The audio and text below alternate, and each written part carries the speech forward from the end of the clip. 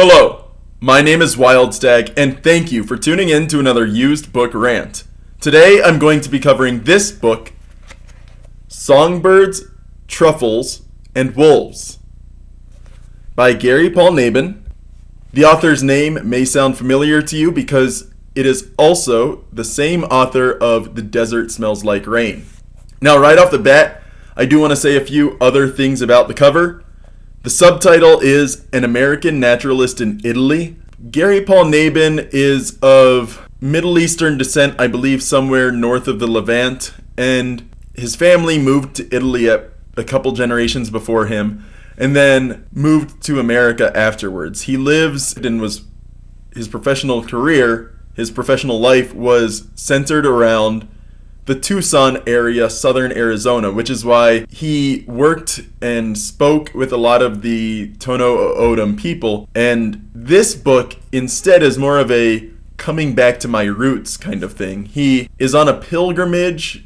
He's not necessarily a religious person. Gary's not too religious, I don't think, but he is reverent. And that is what the mood of this book is. I do also want to say the cover has a quote from Terry Tempest Williams, who I've spoken about a couple other times on this channel. One of the most original minds at work in America. His Italian pilgrimage to honor St. Francis becomes our own.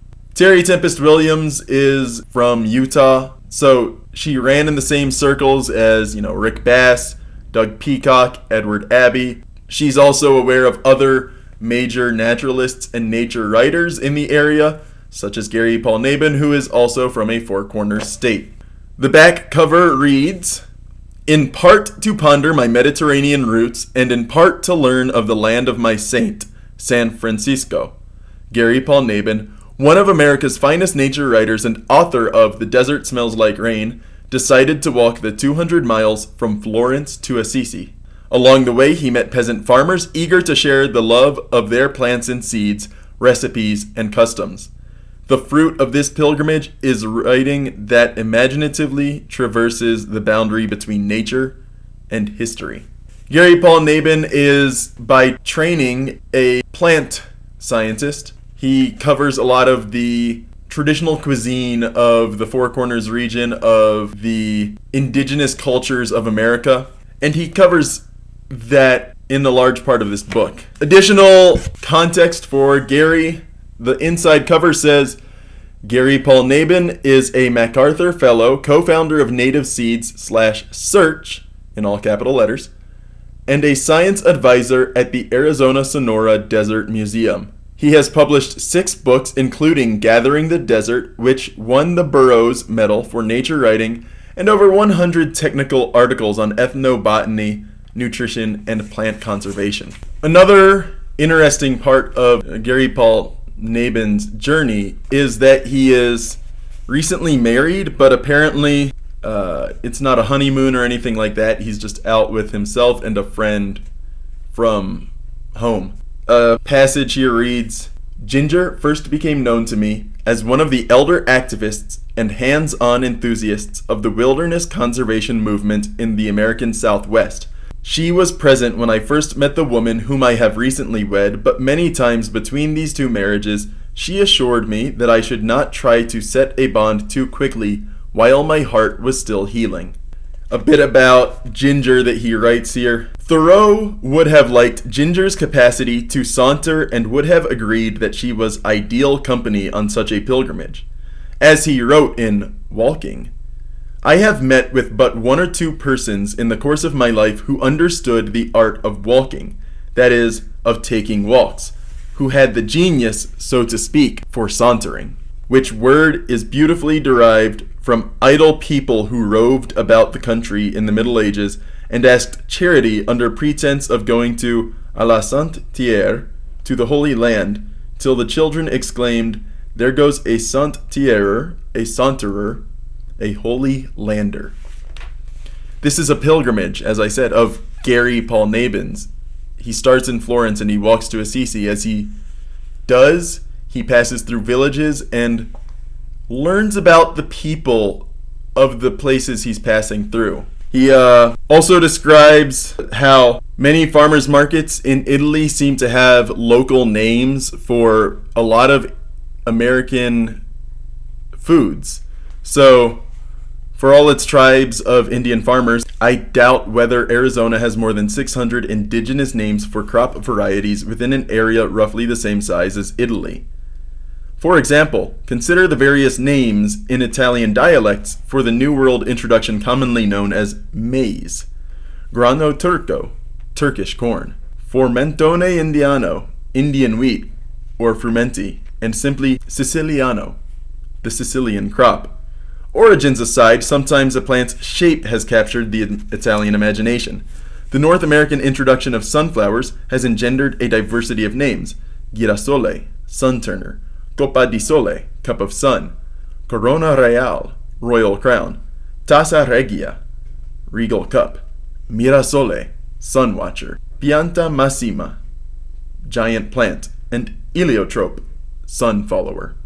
It is ironic that so many of these names refer to the plant's responses to solar movements because, until the last decade, certain American botanists doubted what we know as a certainty, that helianthus leaves and flowers can actually track the sun's angles for photosynthetic gains. So one of those cultural knowledges that he talks about in this is summarized in a passage like this.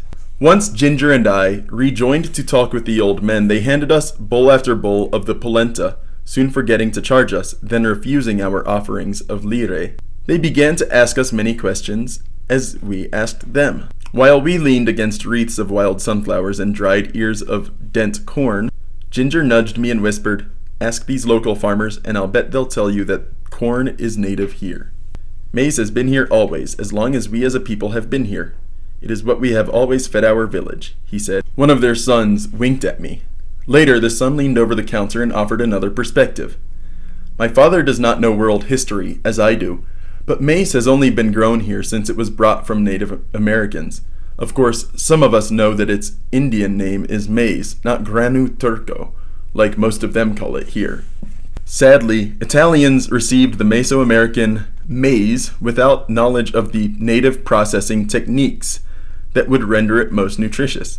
As a result, the regions where Italians were most dependent on maize suffered from an epidemic called pellagra, which is a severe nutritional deficiency rather than an infectious disease.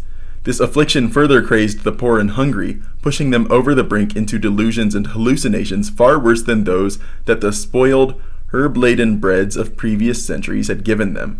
He goes on to describe the effects of maize as a dominant part of the food culture in that part of Italy, and how it was those delusions and the effects, the negative effects, the psychological effects of eating predominantly corn led to analysis by a Spanish doctor, and eventually realizing that it needed to be supplemented in other ways, or that it needed to be processed in certain ways. So it's an interesting story. As a botanist, that is his primary interest. So he's traveling across Italy and analyzing the different parts of the country by the plants they grow and the plants they pick and the plants they cultivate. So all in all, this book is reverent, it is exploratory. He really spends the time to discuss the cultural history of American plants in Italy and their uses, and the other more native plants that are used for eating and for selling, the truffles in a certain part of Italy, the wolves that are out there as well, the dogs that are used to find those truffles, the corn, maize, and how it is treated in Italy as being something native to Italy and not foreign to Italy. It's a short book, only about 200 pages. The copy I have has some writing in it in the first few chapters, not so much in the later chapters. So Someone must have been taking notes, but they must have only been taking notes for a portion of the book. So, yeah, that's all I have to say about this book. I think if you like anything about botany and travel writing, this is the book for you. My name is Wildstag, and thank you for tuning in to another Used Book Rant.